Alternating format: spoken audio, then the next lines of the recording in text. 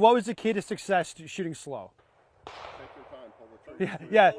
Ted, take your time, like carefully stacking pressure on the trigger until the shot goes off. That's how you're successful. That's like not even an option shooting fast, obviously. That will not work. Watch my gun.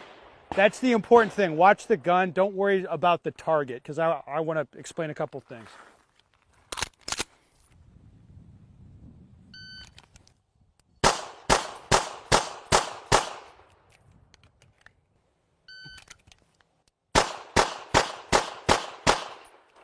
Okay.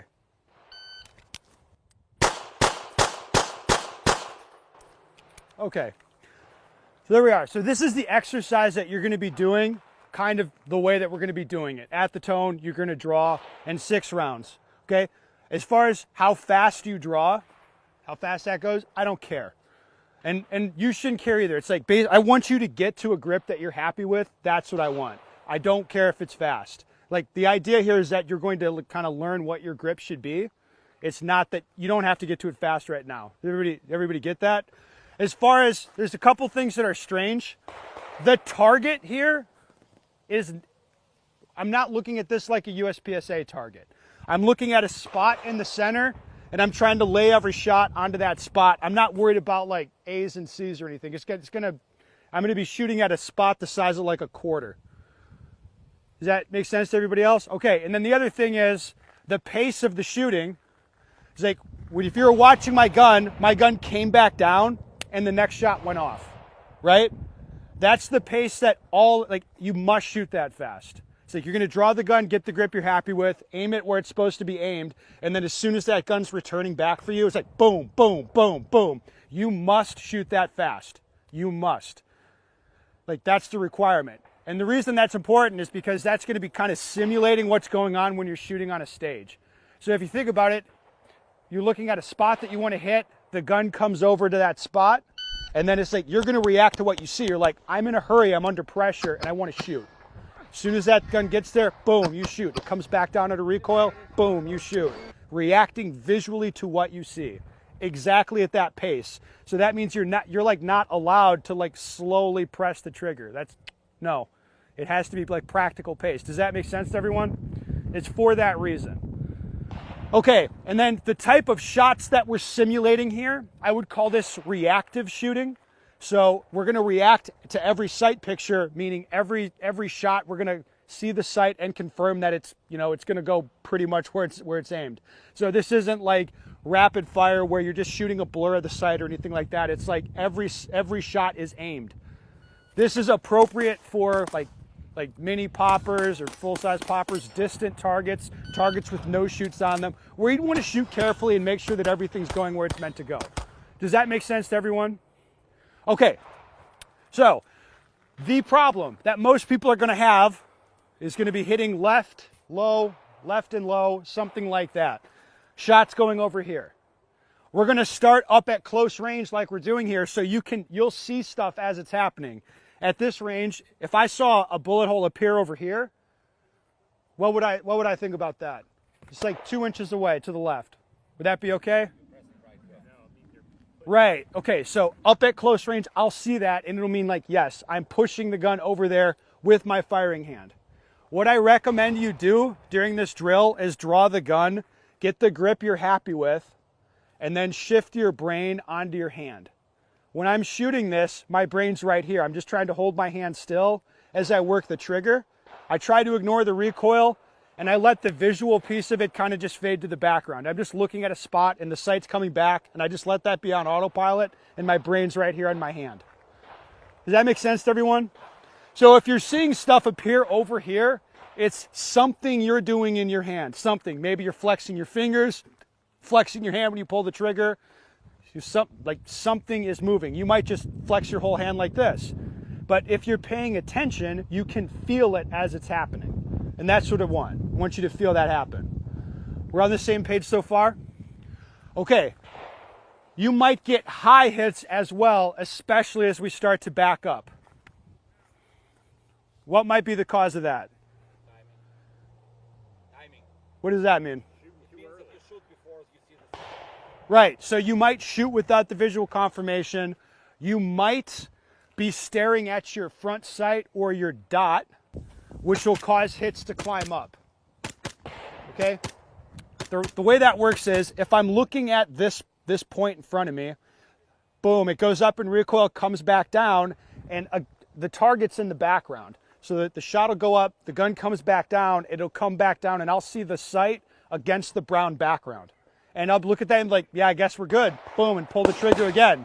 But as you're shooting rapid fire, that spot will usually climb up.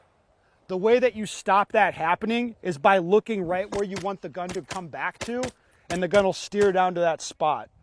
So if you stare at your sight through recoil the whole time, it's very difficult not to have shots climb up. Did everybody get what I'm saying?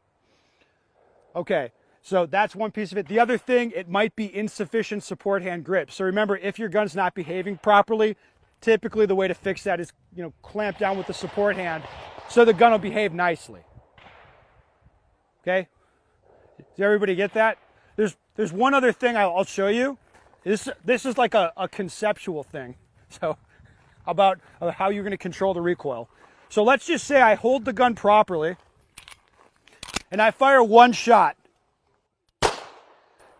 And I did not return the gun. I just let it go up in recoil. Now I'll fire another shot. First shot I fired here, I didn't do any recoil control. I just held the gun, and then I fired a shot to show where the gun landed. Okay, this, like, how much force do you think it takes to make the gun go from here down to there? What? It's almost nothing. So, like, the idea here is, like, if you feel like you're pushing the gun down in recoil, you're probably doing way too much work, and you'll end up pushing down and shooting low, especially as you speed up. Okay, the way to stop that is, instead of controlling the recoil of the gun with your hands and arms, I say just do it with your eyes. So what I mean is, I'm going to manage the recoil by looking where I want to hit. I just keep looking where I want to hit. Boom, the gun goes off. As you can see, it doesn't move that dramatically, right? It just goes off, and then it'll just kind of steer down to where I'm looking. It's the same as when you're driving a car. You don't like to turn the car, you don't throw the wheel where you want to go. You just kind of look, and it's very gentle and it's very natural just to steer the car where you want to go. This is the same. I keep looking there, and the gun will just steer down to it without me having to do anything. I don't feel like I'm fighting with the gun. I just let it do what it's going to do. Does everybody get that? Like the difference, I'll show you the difference. Well, just watch how the gun behaves. If I hold the gun with my hands real tight, spread my stance out, like this would look like I'm really ready to fight some recoil, right? Yeah, so watch how the gun behaves. All right, you see, like I'm doing everything I can to control the gun. It moves up a little bit, and it doesn't return very precisely, and I can't shoot quite as fast because I'm really tense on the gun, and I'm focused on like holding it in place. If I instead just hold the gun with my hands and look where I want to hit, watch how the gun behaves this time. Oh, let me get this one.